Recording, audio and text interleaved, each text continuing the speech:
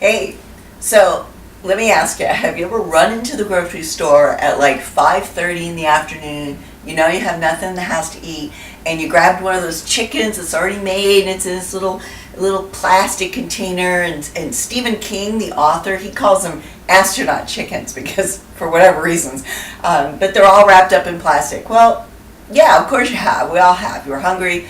We don't have time to cook. We don't even know what we're going to make. So I did do that the other day. I ran into my Whole Foods store or my wherever I was, and I grabbed a chicken. So by the time I got home, and we had pretty much picked it clean. Look at that. The sad little thing, isn't it? And then you've got half of a chicken sort of half eaten, and you don't know what to do with it, right? So we have this. And I also grabbed some mashed potatoes that were made, and I had made a cream gravy earlier and put it on there, but you know, yuck, who wants to eat that? So today I'm going to show you how to turn that into something that you really do want to eat, which is tonight we're going to make chicken and dumplings. It's one of my favorites, one of Paul's favorites. Axel, I don't know if it's one of your favorites, but I got to tell you, if you had my chicken and dumplings, it would be your favorite. So we're going to do that tonight.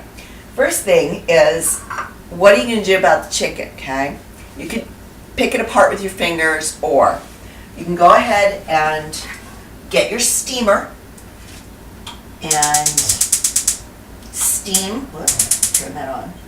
Put it in over some hot water, just like that. And you're going to let the steam re-moisten the meat, and it's going to loosen up from the bone so that you can peel it off the bone in chunks that will be much nicer for your chicken and dumplings. So we're going to do that first. I'm going to put the lid on it. Okay. So while I'm doing that, while we're steaming the chicken, I've got about a tablespoon of butter in the big pot. We're going to let that cook down, just like that. And we're going to add 2 cloves of garlic that I chopped up, 3 ribs of celery, and 3 carrots that I peeled, half of an onion chopped. So pretty loose. I mean, I just chopped it into some chunks. We're going to put this, all of it together, into the butter. My vegetables have cooked all night. Oh, they get a little brown actually. So I'm going to add some oregano, a bit of marjoram because I like the flavor. These are all dried herbs. Salt and pepper. Now I am going to add, I do use it, and I'm going to make my biscuits out of this, my dumplings. And you could do that, or like my mom used to do, she used to take those canned biscuits, and she used to just tear those up and throw them in there. But I tell you what, those babies are like lead weight, so I prefer to make biscuit dumplings with that. So it's usually really, really hot in Arizona for like 9 months out of the year, and then a couple of months we get some really beautiful weather, and then sometimes it gets actually really cold. So we had to go cover all of our plants with sheets so that they wouldn't freeze. However, the parsley that I have in the front yard, the cold weather just went crazy. So I have absolutely the most beautiful parsley you've ever seen that came out of my garden, and some rosemary, which we're going to put in the biscuit dumplings. Okay, our chicken has been steamed, so I'm just going to take it out. There we go. Set it on the cutting board here. The rest of the pieces. Sink. Okay.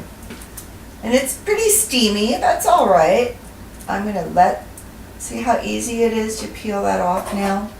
So I am going to peel the skin off because it doesn't make very good in the chicken and dumplings. I'm going to take all the meat out and set it aside. Now, don't be fooled into thinking there was nothing left on that little scrawny carcass that you had in the store that you picked clean, because look at this. All right, we ate half that little chicken the other night, and look, there's still plenty of meat to go into a nice chicken and dumpling stew. Okay? Okay, folks, here's something that's a little unconventional, but if you have it, use it. This is some mashed potatoes that were left over from dinner the other night, and some cream gravy with just a little bit of sauteed onion in it. I'm going to add, probably not all of this, but I'm going to add some of this to our chicken and dumplings. Mostly the some of it is going to be the gravy part. So I'm going to add that in there. It's going to thicken our chicken and dumpling gravy here. And then I'm going to add all this chicken in here. Very nice.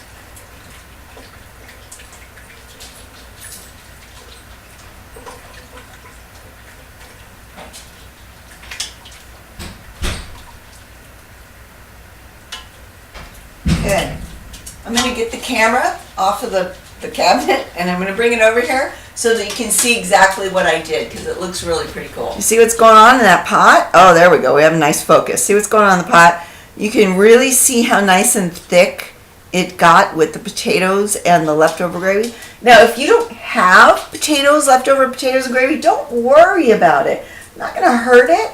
It just adds a little bit more dimension to the flavor of your dumplings. Not to worry, because I'm going to show you how to thicken it without it. I'm going to add a cup of milk. What you're going to do is add a little bit of cornstarch to the milk before you put it in the pot, and it will make a nice gravy just like what you want. Since I've already used the potatoes and the gravy that I had before, I'm not going to need it. So I'm adding a cup of milk. Since I have such an abundance of parsley, I'm going to put some in the pot. Now, as you know, cooking is kind of fluid. You have to measure, but you also have to look to see what's going on with your pot, what's in your ingredients.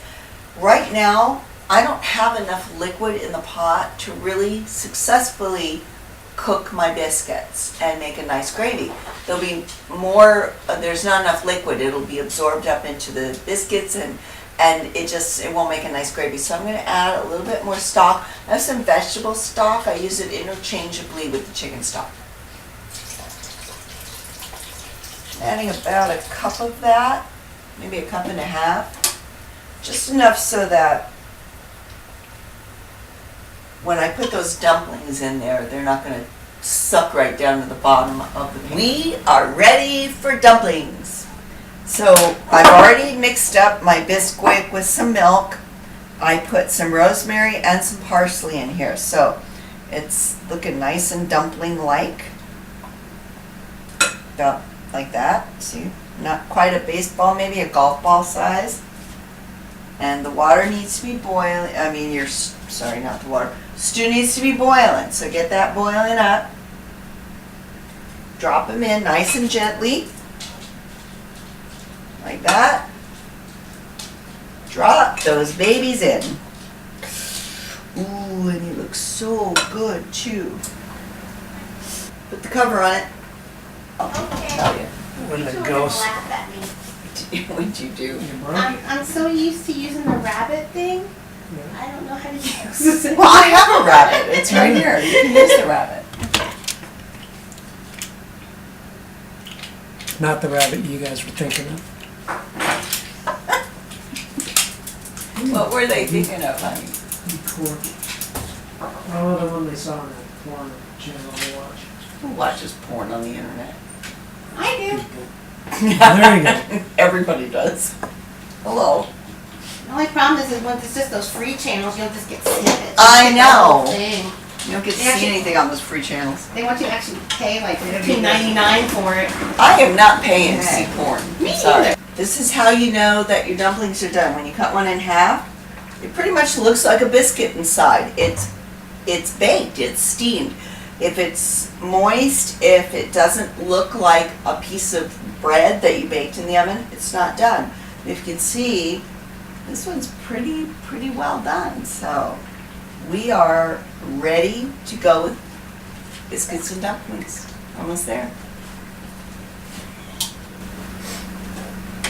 Okay, folks, so I tell you, I'm not a food stylist. I am a home cook, all right? So Yeah, we've got a beautifully cooked dumpling right here, somewhere, and some nice, beautiful gravy, nice and thick. And then I did add some green beans. We had some leftover green beans.